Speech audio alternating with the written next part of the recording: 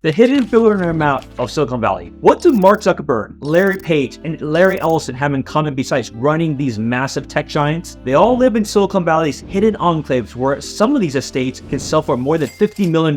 They never actually come on the market. What's really shocking is that in some places in the valley, crossing a single street can take you from average neighborhoods into a completely different world with private trails and security systems. I'm going to reveal exactly which areas these tech billionaires choose to call home and explain why this massive concentration of wealth remains invisible to most Bay Area residents, even those who drive by it every single day. Number one, we're going to talk about the main area, which is Atherton, the undisputed billionaire capital of the area. This small town has been America's most expensive zip code for 8 years straight. The latest data shows that the average home here sits at $8.4 million. So what makes Atherton so special? And for these billionaires, is it actually expensive? America's richest zip code is 94027, and it isn't there by chance. This town actually set itself up for billionaires over 100 years ago. This area made rules that every home needs to at least 1 acre of land, with some areas needing even bigger lots. This will naturally give you built-in privacy you just can't get anywhere else. And the newest sales numbers are even more amazing. If you're looking for a trophy home, you can easily exceed over $40 million here. Why are they willing to pay so much? You're able to get these private compounds with security that rivals almost like these small embassies. On one end, $40 million is a lot of money. But on the other end, if you have billions of dollars, it's actually surprisingly very cheap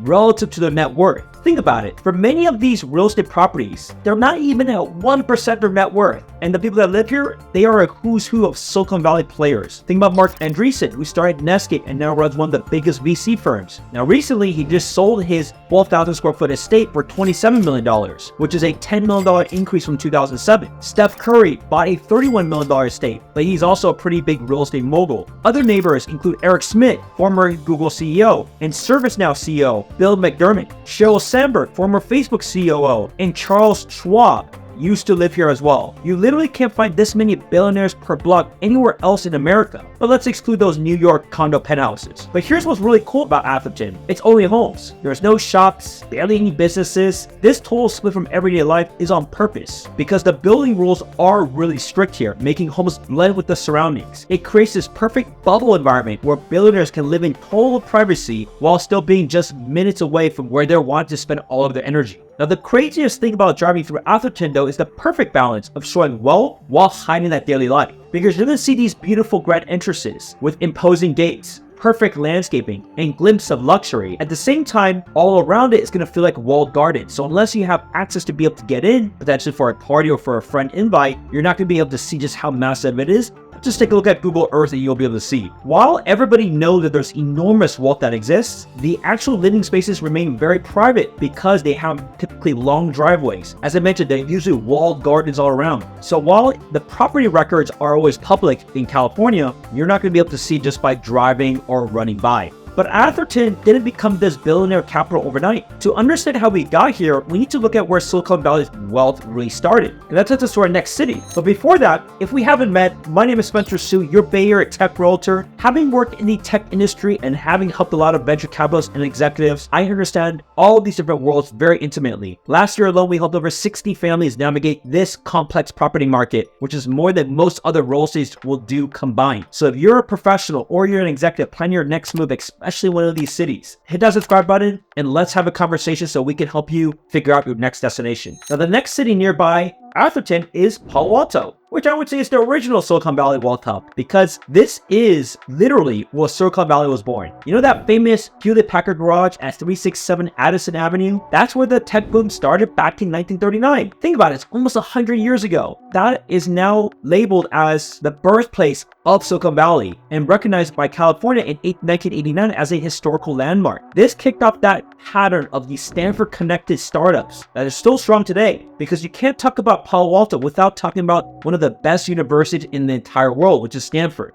Frederick Terman, who everyone calls the father of Silicon Valley, created this university business link that made Palo Alto the center of tech by spearheading the Stanford Industrial Park, now also known as Stanford Research Park, which actively fostering founder pipelines. He built a system where smart academics and hungry entrepreneurs could meet, making crazy amounts of wealth in the process, and most importantly, commercializing them. What really sets Palo Alto apart though is Sand Hill Road, which borders Palo Alto and Menlo Park. It's basically a venture capital's main street. Since Kleiner Perkins opened a Sand Hill Road office in 1972, the area has become a global cluster for venture capital firms where startup dreams take off, backing these era-defining companies over the entire half-century. This normal-looking stretch hosts firms that have funded many of the most influential tech companies. Think about Tesla's decision to put their global engineering headquarters in the former HP building on Page Mill Road. This shows how power passes between generations in Silicon Valley. Even though Elon Musk has their global headquarters at Tesla in Austin, their engineering headquarters remains in Palo Alto, and companies will continue to come and go in this mecca. Are also all over Palo Alto's real estate. Larry Page owns multiple homes here, including a $10 million mansion. Ruth Porat, Google's CFO, made headlines when she spent $30 million on a historic Palo Alto home. And then, of course, we got Mark Zuckerberg, who, even though their office is in Menlo Park, has built what locals call the compound by buying at least 11 properties worth over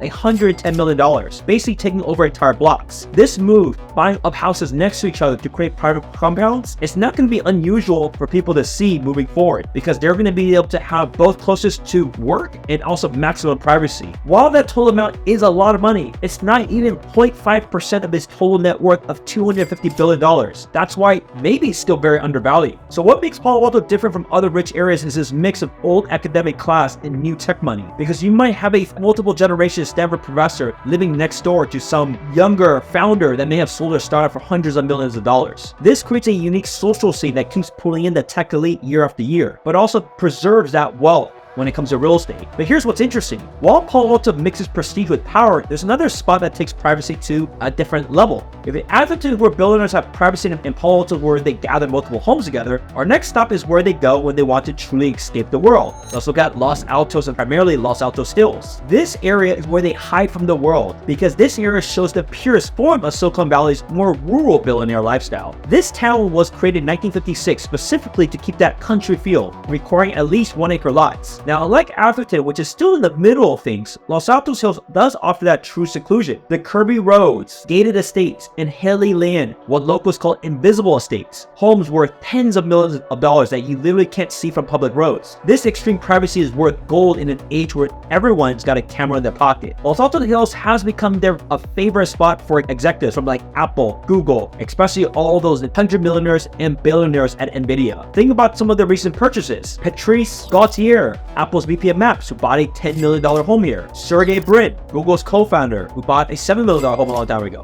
It's really cheap for him. Once again, incredibly modest from their wealth. Some of these places will blow your mind. Yuri Milner, the Russian investor, paid over $100 million for a 25,000 square foot mansion over a decade ago. How much do you think that may be worth today? Because we're talking about estates with ballrooms, private theaters, indoor pools, basically massive event centers. Now, this level of wealth stands in stark contrast to even the other wealth communities. Think about like Saratoga, Monte Sereno, that we're going to have a brief overview later on. But let me tell you something surprising. Los Altos Hills has really interesting building rules that require keeping mature trees and blending with the natural land. This blocks middle-class development while giving billionaires plenty of room for the mega estates. The city also maintains over 80 miles of private trails, basically creating a park system just for residents. What makes Los Altos Hills so appealing though is this perfect mix of natural beauty, complete privacy, and closeness to tech campuses. Executives can live in what feels like a countryside estate, but still make it to Apple headquarters in Cupertino in 15 minutes. That balance of seclusion and convenience, you just cannot pay enough for people who value that privacy, but are still connected to their friends and working in the tech world. Now, speaking of unique environments for the ultra wealthy, you're gonna love what comes next. Just a few miles away, we have two completely different flavors of Silicon Valley wealth that shows just how diverse billionaire preferences can be. We're gonna be talking about the blend of Portola Valley, Woodside, and Menlo Park, a combination of a vast difference of rural estates and corporate proximity. Portola Valley draws a specific kind of Silicon Valley billionaire, the ones who want rural luxury, because you have rolling hills, redwood forests, and minimal lot size zoning. It's the perfect setting for tech moguls who want expansive estates while being in the forest. Now, there are many notable people live here, like LinkedIn co-founder Reid Hoffman, former Nike CEO John Donovan. Vinod Khosla also enjoys this level of private forest living that you're not going to find anywhere else unless you go all the way to Tahoe. Now, Woodside is right next door. 9 homes sold for over $10 million here in the last year. These are incredible private estates that is slightly less than Portola Valley, but also have very similar dynamics of privacy and being able to be in a private retreat. Now, on the other hand, Menlo Park is a totally different story. This city transformed when Facebook set up headquarters there back in 2011, taking over the Sun Microsystem location. Being close to Meta's campus and having easy access to Sentinel Road's venture capital makes Menlo Park super attractive for executives who value that convenience over just pure seclusion. Because in the south part of Menlo Park is where you're gonna get a lot of these incredible homes worth over $10 million. You have Mark Anthony Stevens, who is a venture capitalist previously at Sequoia. You also have people that most others may not have even known about. Think about a gentleman named Kavatar Ram Sarang that was a founding investor at Google. Now, if you're a venture capitalist or you work in the industry, you gotta reach out to me. Let's chat. Now, there are no shortage of places that have plenty of 100 millionaires everywhere. They won't be nearly as public, but they are around, and they may be your neighbors. Not only will they live in these respective cities, don't be surprised in these other cities that I'm going to mention surrounding some of those mega places that we just talked about. Take Saratoga. You got that wine country vibe in luxury homes in more traditional suburban setting. The Fruitvale neighborhood specifically ranks as to the 29th richest in America and second in Silicon Valley. How about Montecito? Over the year, there were 12 homes here that sold for over $6 million. But where is this place? Nobody ever really talks about it. It's a town tucked between Saratoga and Los Gatos. I liked it a lot as it's still very close to Los Gatos for that downtown life, but still tucked away in the hills so you can have some of the best views of the Bay Area. So there you have it, Silicon Valley's hidden billionaire map. This isn't just about fancy houses, it's about how century-old zoning laws, tech connections, venture capital geography, and insider networks have carved the region into distinct wealth tiers separated by these incredible boundaries. Now, there are many other great areas going more north, for example, Hillsborough in San Francisco, but those are no longer Silicon Valley, but they're also not as dense as what you have in this region. So if you're thinking about relocating to any of these cities, or perhaps you're looking at anywhere else in Silicon Valley, let's talk and go explore these homes. I've helped hundreds of tech execs to find that perfect spot that matches both their lifestyle and the budget, either buying the next home or selling the previous one or simultaneously. Just email me at hello@spencerstu.com. I will reply directly and we'll get your next goals going. Before you go though, if you enjoyed this video but you want to know which Silicon Valley neighborhoods some incredible price jumps and which ones you may want to avoid, check out my next video I linked up over here. It covers everything you need to know before making your next move in this current market. See you next time.